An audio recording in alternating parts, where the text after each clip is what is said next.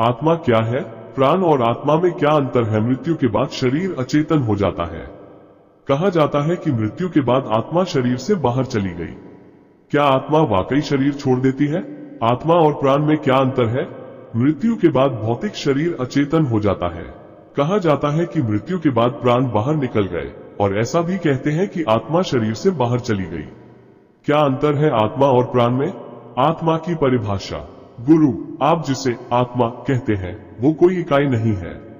लोगों में बस थोड़ी समझ पैदा करने के लिए हिंदू संस्कृति में जो असीमित है उसके लिए एक शब्द का इस्तेमाल किया गया, लेकिन दुर्भाग्य से इसे अब गलत अर्थों में समझा जाता है। जो असीमित है वो कभी भी एक इकाई नहीं हो सकता, लेकिन जैसे ही आप इसे एक नाम दे देते हैं यह एक इकाई बन जाता है।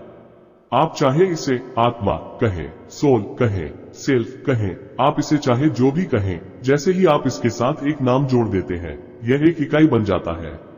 लोग अच्छी आत्माओं की बात करते हैं। पश्चिम में लोग कहते हैं, अरे वो एक अच्छी आत्मा है।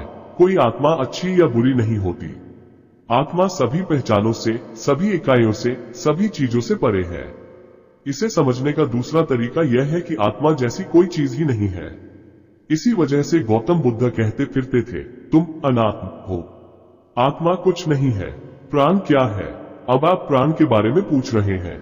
योग में कहा जाता है कि हर चीज शरीर है। भौतिक शरीर शरीर है, मन शरीर है, प्राण शरीर है, आकाशीय तत्व शरीर है। हर चीज शरीर की तरह है, यहाँ तक कि आत्मा भी शरीर की तरह है। ये चीजों को देखने का बहुत समझदारी भरा तरीका है। जब हम कहते हैं आनंदमय कोश, तो बेशक हम परम तत्व की बात कर रहे हैं, लेकिन उसे भी एक शरीर के रूप में। ऐसा इसलिए कि आप इन बातों को समझ सकें। दूसरे शब्दों में, अगर आप अपने शरीर को पूरी सृष्टि के एक मॉडल यानी नमूने की तरह लेते हैं, तो ये कुछ ऐसा है जैसे आप ब्रश से पेंट को फैला रहे हो। जब आप ब्रश से पेंट को फैलाते हैं तो रंग शुरू में बहुत गाढ़ा या सुर्ख होता है, फिर हल्का और ज्यादा हल्का यानी सूक्ष्म रंग होता चला जाता है, और अंत में रंगहीन हो जाता है।